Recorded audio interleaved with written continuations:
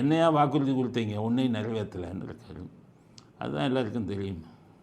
அவங்க வாக்குறுதி கொடுக்கலனாலும் அதிமுக பீரியடில் நடந்த அவங்க செஞ்ச விஷயங்கள் எல்லாம் செஞ்சு நான் வாக்குறுதி நிறைவேற்றிட்டேன். மெட்ரோ ரயில்வே திட்டத்துக்கு நான் வந்து தான் திட்டம் போட்டேன். அந்த இதுக்கு ரேஷன் கார்டுக்கு டிஜிட்டல் கார்டு நான் வந்து தான் கொடுத்தேன். மற்றவங்க சொன்னதெல்லாம் சொல்லிக்கிட்டு இருக்கு, ஊரை ஏமாற்றிக்கிட்டு இருக்காரு. வாக்குறுதியை வந்து அவர் நிறைவேற்றலைங்கிறது எல்லாருக்கும் தான் தெரியும். அதில் பெருசாக வேறு எதுவும் அவர் பேசலை. இன்னொன்று என்ன சொல்கிறாரு, பொம்பளைங்களெல்லாம் ஓசி பஸ்ஸில் போகிற ஓசின்னு திட்டுறாங்கங்கிறாரு.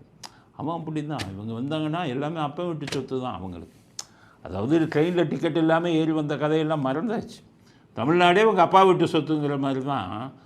இது கொடுத்தா ஓசி கொடுத்தா ஏன்னா ஓசியில் போகிறீங்களா, உன் அப்பா வீட்டு சொத்துல இருந்தால் கொடுத்தீங்க, உன் திமுக அறக்கட்டையிலேருந்து கொடுத்தீங்களா?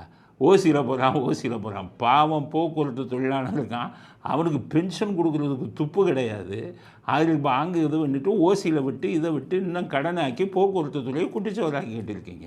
இதில் வந்து சாதனையாக ஓசியில் போகிறீங்களான்னு. ஓசி உங்கள் அப்பா வீட்டு பஸ்ஸிலையா போகிறாங்க? ஓசி அரசாங்க பஸ்ஸில் போகிறாங்க.